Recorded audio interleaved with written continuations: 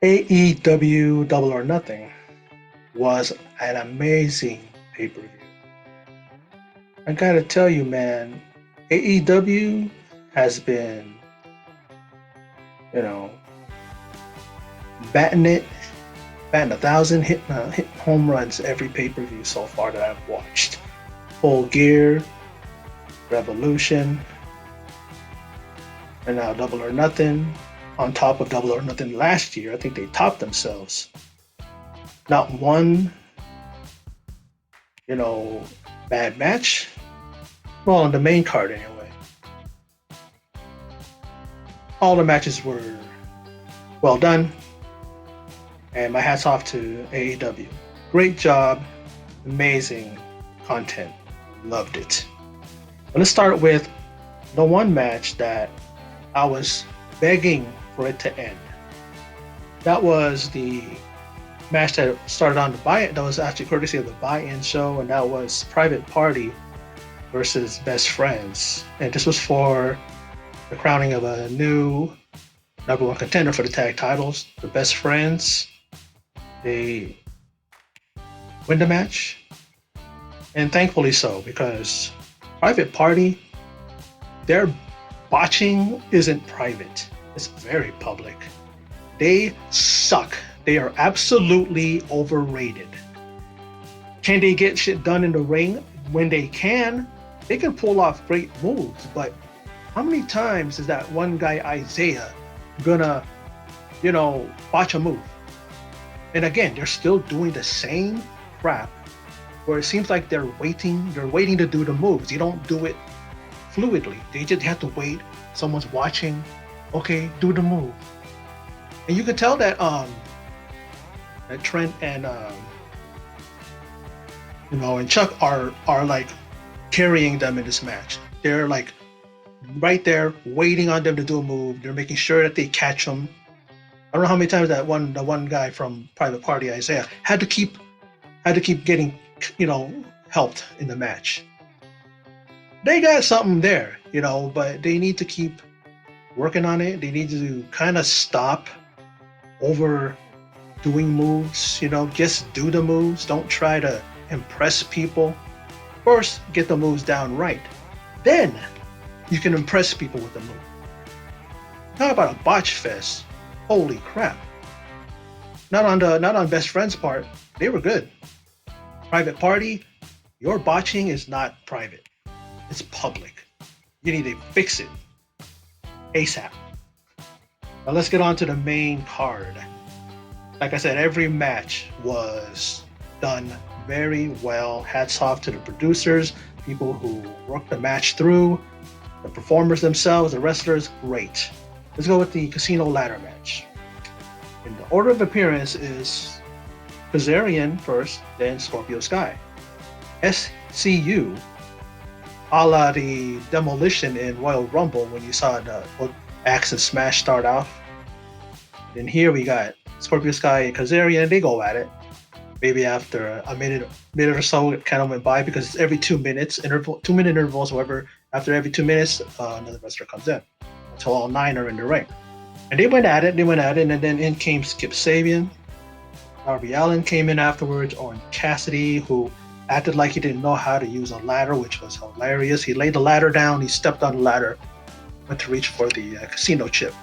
I'm like, are you kidding me, Orange Cassidy? Man, we love you, but man, come on, you know how to use a ladder. Come on now. And then Colt Cabana came in, and so did Joey Janela. The big man himself, Luchasaurus, rounded out the 8. We have a mystery guy coming in. We hear the words of a certain wrestler, and out comes Taz, smiling, smirking. And in comes Brian Cage. And Brian Cage is the 9th man, and in the end, he had to pretty much overcome being buried underneath tables and a big old poker chip. And he comes back and wins the match, and now he is the number one contender for the AEW World Title. Now, who is he going to face? We'll find that out later, after the World Title match has commenced and is done. So let's get to that later on, but let's keep moving on. Great match. Brian Cage is a beast, man. This guy is someone who right now is a very, very, you know, sought after free agent. Is he signed with AEW? You know, exclusively anyway. Because I don't know if he's with Impact anymore. Don't know if he's anywhere else. But Brian Cage is in AEW for now. He is the number one contender. So let's see how that goes. Now, MJF versus Jungle Boy. Jungle Boy is a favorite wrestler of mine. The men's side when it comes to AEW. My favorite female is Chris Statlander. Jungle Boy really did well. He really just fought off MJF and was able to take everything he gave his way. But in the end, MJF pins Jungle Boy with a roll up, and I don't know what Excalibur how he explained it. It was like it was a European arm hold or something, but it didn't look like a regular roll up how normally they do it. He was holding him in a way that it was different from what I've seen before. But he gets the victory. He's 2-0 now against Jungle Boy. Jungle Boy will bounce back from this. This guy's young. He's 22 years old, I believe, and the guy will definitely be right up there in the future. Now, let's go. It's a TNT Championship Finals, and it's Cody Rhodes or the Nightmare Cody, American Nightmare Cody versus the man known as Lance Archer. And Iron Mike Tyson does make his way to the ring first, and because he will be presenting the title to the winner. And I don't know why they didn't have it covered and off to the side, kind of make a surprise at the end. I seen the belt. Didn't look impressive. It looked basic. It wasn't bad, but not good. Then Tony Schiavone says that, because of the COVID-19 thing, they weren't able to get gold plating to put on the belt. So it may look more crisper with that because it just looks plain because it's all silver. Great design, but all silver. But once you put the gold plating on it, it's going to look good. Now, the match was very physical. We saw the Murder Hawk Monster, man, Lance Archer all over Cody. He even hit him with that finishing move that he does, man. I mean, holy crap. It was just like the blackout, right? Holy crap, man. And like, you think that he's going to pin him like that. Cody really took a lot of hard hits. And you look at, what's his name? Lance Archer was not giving up. He wasn't letting up. While he was, battling Cody, he would talk crap to the guys in the audience. He even mocked Arn Anderson because Cody Rhodes hit a DDT, looked right at Jake, and Jake is the innovator and the inventor really of the DDT. And then Lance Archer hits a spine buster on Cody and looks at Arn Anderson. And then Arn Anderson kind of interferes, kind of interjects himself. He gets booted out, and so does Jake. Jake tries to come back with a snake, but Tyson's there, takes his shirt off, he's ready to knock him out. Tyson looks still in great shape. As old as he is now, you can tell he's still working out. I'm pretty sure he can knock any motherfucker out. I don't doubt that. But in the end, Cody wins the match. He has hit two, not one, but two crossroads to pin the Murder Hawk Monster. Wins the match, and he's the first ever TNT champion. And he gets presented the belt. Didn't see Randy or Dustin or Arn come out, but nonetheless, he's the champion. And that's going to be an amazing run for him, I hope. I don't know who's going to be his challenger. Maybe they give Lance Archer another shot since he was one of the finalists. They may give him one more shot. He may be chasing the title, and he may eventually win the title from Cody, but Cody's going to get a pretty good run. He may lose the second time, Archer, he'll He'll focus on other people, and then maybe months down the road, he'll face Cody and win the belt. But I think they're going to give Cody a pretty lengthy run. I could only hope, but we'll see. Now, Dr. Britt Baker, DMD, was injured. According to the doctor, said that it was a torn Achilles, if I'm not mistaken. So she's out, and Penelope Ford is in, along with Superbad Kip Sabian. I almost forgot how to spell and say his name. And she comes in and she faces Chris Statlander, my favorite. I love that girl. She's amazing in the ring, and she's got a great personality and the way she boops everybody. I wish I was there so I can get booped, because I love that girl. But this was a very good match, and Penelope Ford here, she looked really good. That match that she had was a Fatal 4-Way that had, had Sheeta in it, and I believe Britt Baker and Chris Statlander. Now, Sheeta won that match, but Penelope Ford kept, watching. It's like she just wasn't her night. But this night she did really, really good. But Chris Statlander came out on top. She hit the Big Bang Theory, and she won the match. Good victory for her, because this is their big pay-per-view with Double or Nothing. So that's amazing that she pulled it out. An amazing match, and really, really good. I mean, my hat's off to both girls, both women. They did an amazing job. Now, Shawn Spears, braggadocious man himself, the self-proclaimed chairman of the board, mocking Dustin Rhodes, saying that, well, he's not here. He got Aubrey, the referee, to count. He said, "What do you mean count?" He goes, "Well, it's a official match on the card. Count him out." And as she's doing that, you see Brandy on the stage there, and she goes, and all of a sudden you see Dustin Rhodes come into frame right behind Shawn Spears, and then she's like this, turn around, and she turns around, and Dustin proceeds to beat the holy hell out of him. Now, Shawn Spears did get some offense in, but he wasn't even dressed. He was in his suit, and it ended up he was just wearing his pants, but then his pants get pulled off, and then on the organ area where his crotch is, right there is a picture, a real small picture, but you see it of Tully Blanchard. He's like, oh, he's like this, and he's trying to hide it, and I'm going, what was that? What's going on there? What kind of angle are they pulling? I don't think the tough man himself, Tully Blanchard, would want his face on someone's crotch. You know what I mean? I don't know what that was, but Dustin Rhodes, he's shown up unbeknownst to Spears, and then he hits the final reckoning for the win. Good for him, because that right there, on top of the victory of Cody, the Nightmare Collective had a great night. They all won, and more power to them. That was amazing.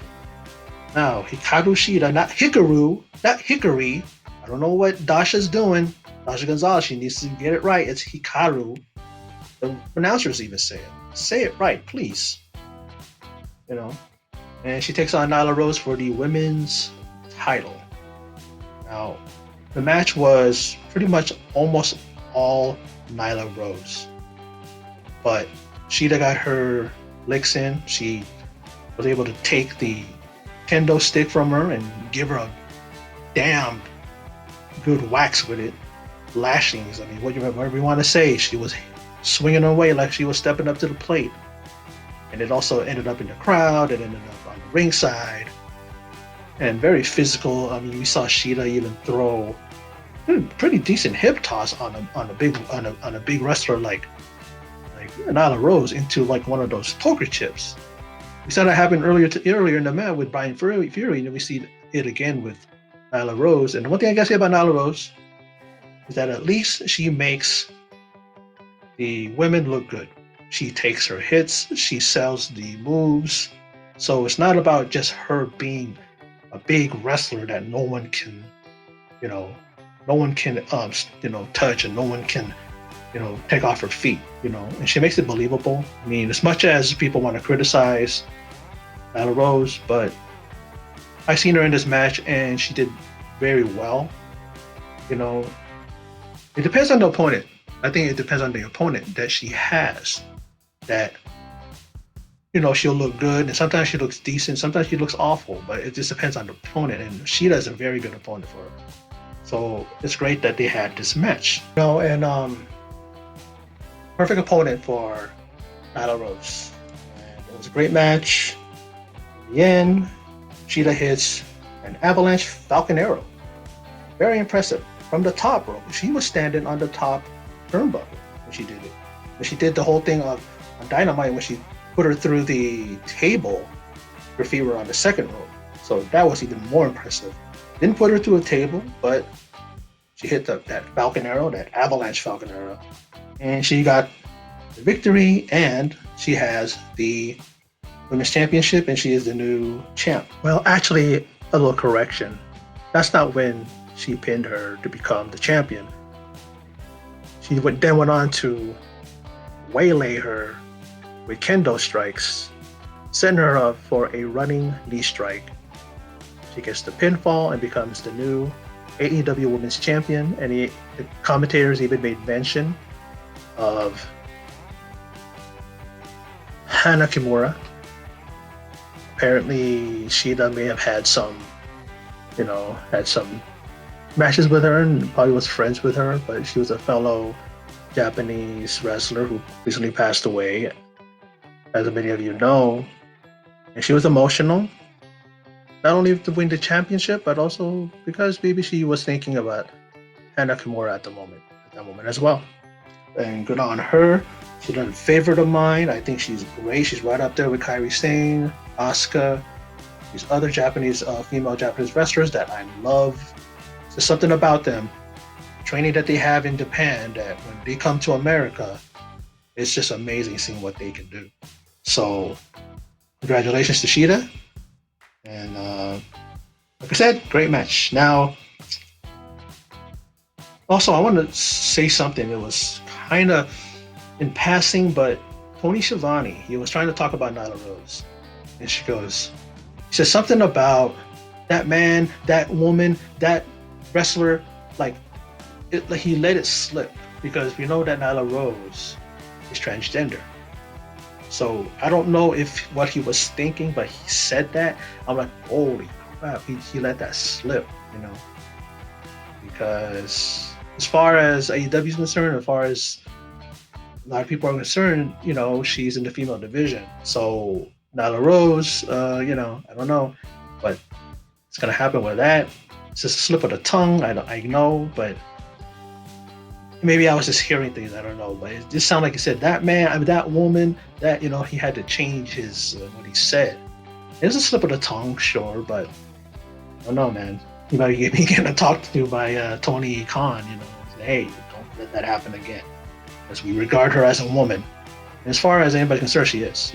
People have a problem with that, but she's in the division, and like I said, that's what I like about when she wrestles, because she allows the women to look good against her. She's just not overpowering her because her advantage, as people want to say, the advantage that she was born a man and now she's a transgender. But that's what I like about her. If anything, that's what I like about her, because she sells the moves really well, and she makes the women look good against her as well. So, you got to say, you can say what you want to say, but that is the situation. And she is a former champion now, but she may try to challenge Sheeta in a rematch. Now, Jon Moxley versus Brody Lee, and this is the first of two main events. The other match will be the Stadium Stampede. And of course, this match is for the World Heavyweight title. Now, before everything started, JR mentioned that he wishes Justin Roberts was there to announce Moxley in the ring. I'm like, no thanks, because he pretty much does a John Cena announcement using Moxley's name, and it's annoying. He was announcing for the Stadium Stampede last match later on. I hate the tone of his voice. I hate how he says things, and sometimes it works, like on WWE when he used to do it. It works, and sometimes it works here, but sometimes he goes over the top with that voice, how he does, like that. He does like that. I mean, I annoyed myself. I'm pretty sure I annoyed you. But how he does that is, you know what I mean? Like, dude. When he's like during the time when crowds were allowed and COVID-19 wasn't in existence yet, he would do that. I would turn down the volume. And one time I did it, and it seemed like I turned it down for 30 seconds. I turned it on, he's still doing it. I'm like, how long are you gonna do it? You know, it wasn't 30 seconds, I'm exaggerating, but I was like, how long are you gonna do that, dude? Come on, man. But the match, you know, again, another physical match. Pretty much these guys would beat the crap out of each other. One point, a DDT by Moxley to Brody Lee through a, what was that? You know, it was just like a square like section with board on top of it, and he just DDTs him through that. And it seemed like they probably were going to get a double count out, no contest. But then up comes Brody Lee, and then after him up comes the champ first, and then up comes Brody Lee's cut. Don't know if he was down there and he cut himself to make the effect, or did he actually get cut? I would pretty much say that he did. It did kind of feel like he probably did do that. But like I said, the match, I don't know how Jon Moxley got through it. He was brutalized by Brody Lee. Outside, inside, in the stadium, you know, in the stands, amongst the people there in attendance. You know, Moxley even put Brody Lee through a table that he set up, you know. But then in the end, Brody Lee is going for that discus, clothesline, and then Moxley's able to reverse that into a paradigm shift DDT, and he retains the title. No, he didn't. He does that. Then he puts him into, he actually did that. He didn't get the pin. Then he was able to slap on the sleeper hold on Brody Lee. Now, Brody Lee didn't tap out. He passed out, but that's still regarded as a submission, and Jon Moxley retains his AEW World Title. And with that, we now know that it's set up now that the number one contender Brian Cage will go against Jon Moxley for the AEW World Title. That's a better match. I don't know if Brody Lee and him would have made sense. It's so much better when there's a heel and there's a babyface. You can do it with two heels, you can do it with two babyfaces, but it's so much better, and I think that he's a perfect fit. Mox is for Cage. So let's see what happens there. This guy makes his debut, Brian Cage, and he wins the number one contender ladder match, and then now is set up for a world title. He's got Taz next to him as an advisor, maybe like same thing with Jake Snake Roberts with Lance Archer. So see what happens with that. Now let's go to the match that it was balls to the wall. It was so hilarious. It was well done. Crazy moments. I mean, this Stadium Stampede match is probably one of the best matches I've ever seen. And it was well done. It could have been a mess. It could have been hot garbage, and it wasn't. It was well done. You know what I mean? It was, of course, the Inner Circle versus the Elite. Now, the Inner Circle, they got football intros with jersey numbers, mentioned, as they were coming out. Cheerleaders are cheering on, and absolute madness is ensuing, Now, Sammy Guevara, I'm going to make this as a side note, he needs to stop taking the twist of fate the way he does. The twist of fate, Matt Hardy hits that, and you just fall flat first, feet face first, and that's it. He's like, you do it, and then he gets planted like a DDT or like a pile driver. And I'm thinking he's doing that it's just like Dolph.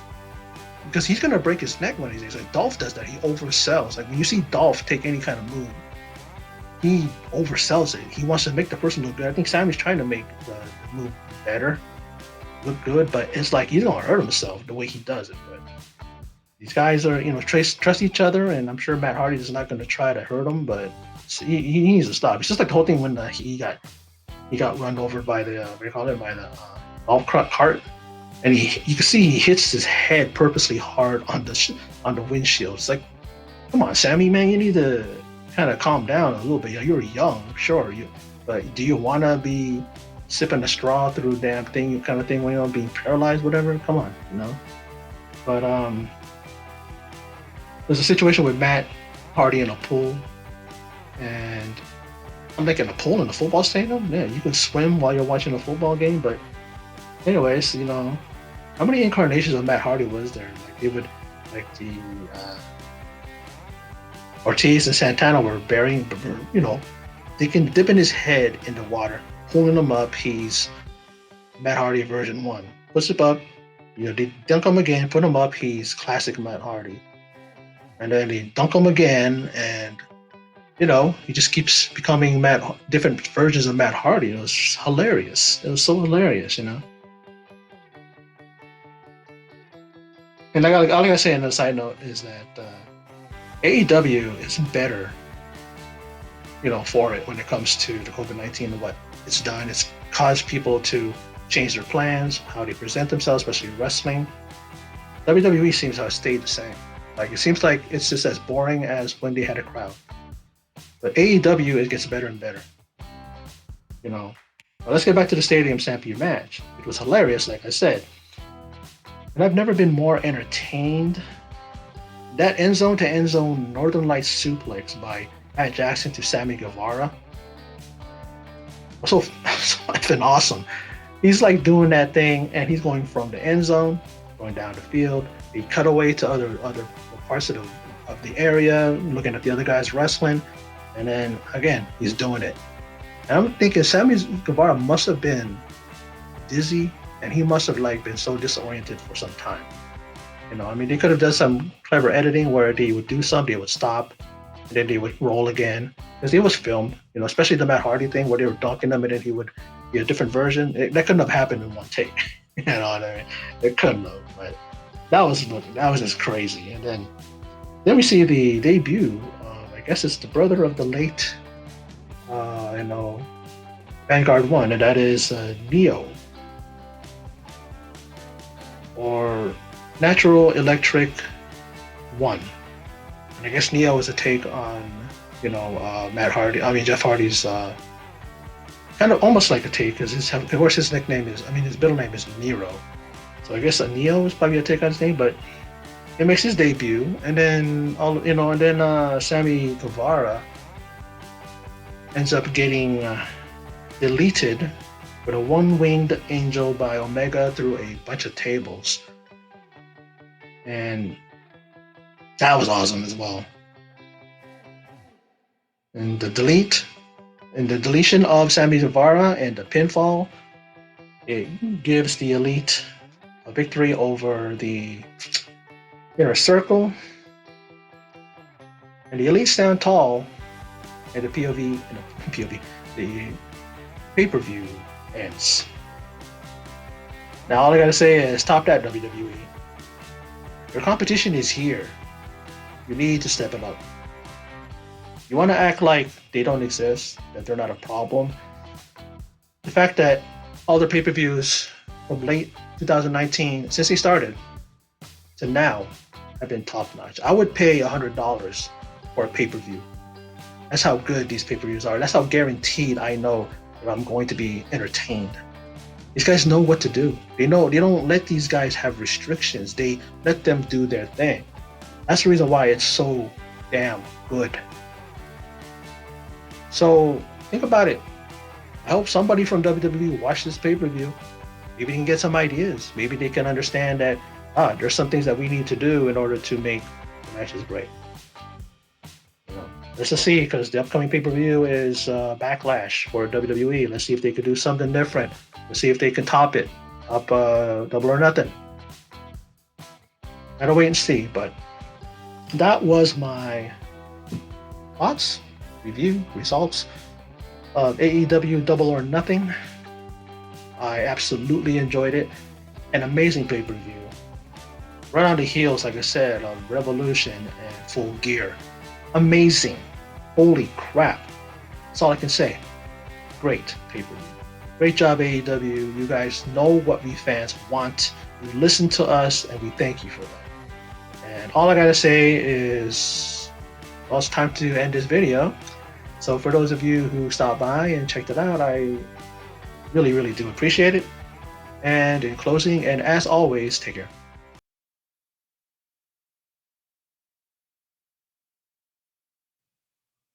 Please remember to subscribe, click like, and click the bell icon for all notifications on this channel.